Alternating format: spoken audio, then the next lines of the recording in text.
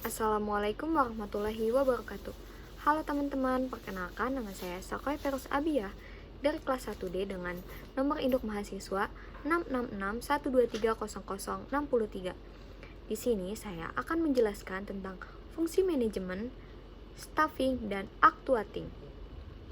Yang pertama, saya akan menjelaskan staffing. Apa itu staffing? According to McFarland, yaitu staffing is the function by which managers build an organization through the recruitment, selection, and development of individuals as capable employees.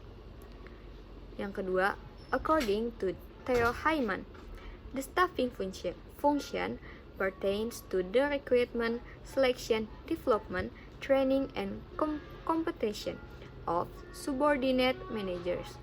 Yang ketiga, according to S. Benjamin, staffing is the process involved in identifying, accessing, placing, evaluating, and directing individual at work.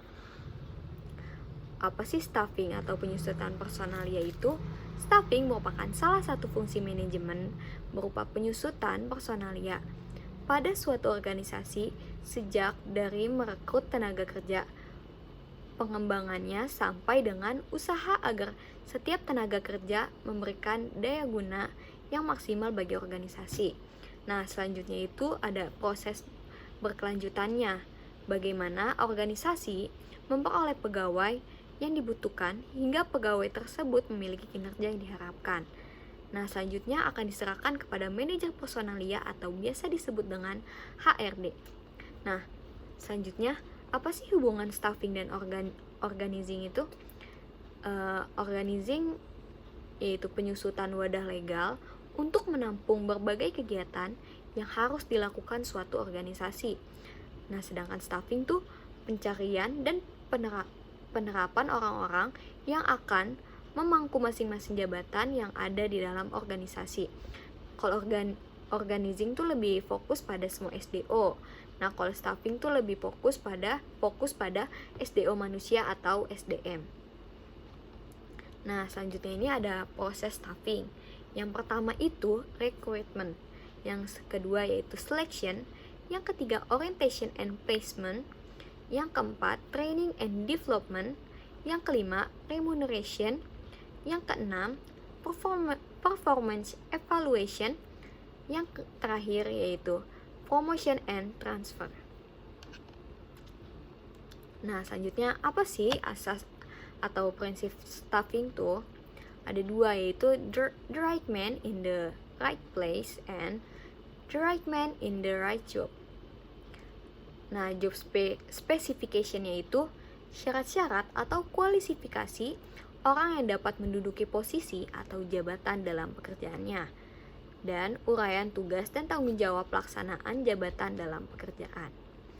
Nah, itu dia tadi yang dapat saya sampaikan mengenai staffing.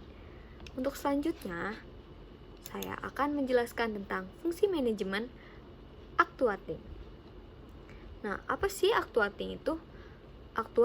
Actuating adalah proses penggerakan orang lain agar mereka bersedia bekerja sama dalam mencapai tujuan organisasi. Jadi actuating ini tuh menggerakkan kita sebagai manusia agar kita dapat mencapai tujuan yang ada dalam organisasi tersebut. Nah, dalam actuating ini terdapat kegiatan directing, leading, commanding, and motivating. Nah, apa sih dari keempat itu artinya? Yang pertama itu ada directing.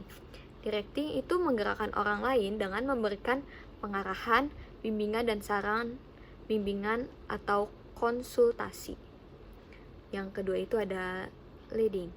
Leading itu menggerakkan orang lain dengan cara menempatkan diri di hadapan orang-orang yang digerakkannya, membawa mereka ke suatu tujuan tertentu, serta memberikan contoh-contoh. Kalau leading ini tuh lebih kayak ngasih contoh di depan merekanya. Jadi kayak seperti ini loh seharusnya, seperti itu. Nah, selanjutnya itu ada commanding.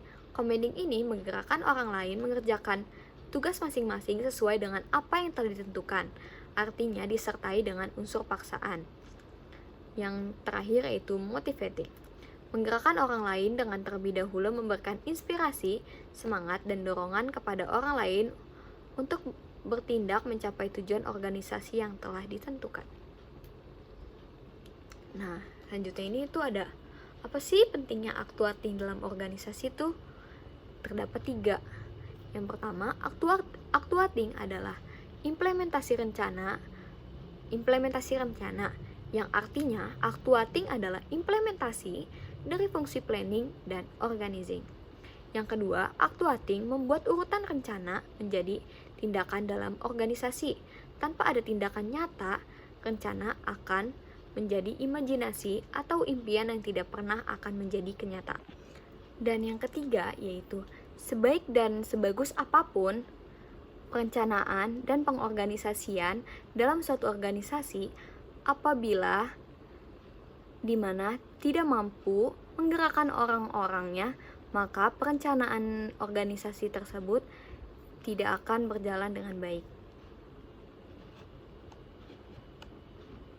Selanjutnya ada prinsip dari actuating. Terdapat 3. Yang pertama, mengarah pada tujuan. Makin efektifnya proses pengarahan, akan semakin besar sumbangan anggota terhadap usaha mencapai tersebut, atau biasa disebut dengan orientasi. Yang kedua yaitu keharmonisan dengan tujuan. Terdapat 3, yaitu harapan tidak terjadi penyimpangan. Yang kedua, kebutuhan dapat dijadikan sebagai pelengkap. Yang terakhir, harmonis dengan kepentingan perusahaan atau perintah. Yang ketiga yaitu kesatuan komando, yaitu upaya menyatukan arah tujuan dan tanggung jawab para bawahan. Ini tuh biasanya perintah dari atasan atau delegasi wewenang. Nah, ada 3 kunci dari actuating, yaitu good leaders, effective communication, and great motivation. Nah, cukup sekian yang dapat saya sampaikan mengenai actuating and staffing. Semoga dapat membantu dan semoga apa yang saya sampaikan dapat dimengerti. Kurang lebihnya mohon maaf. Wassalamualaikum warahmatullahi wabarakatuh.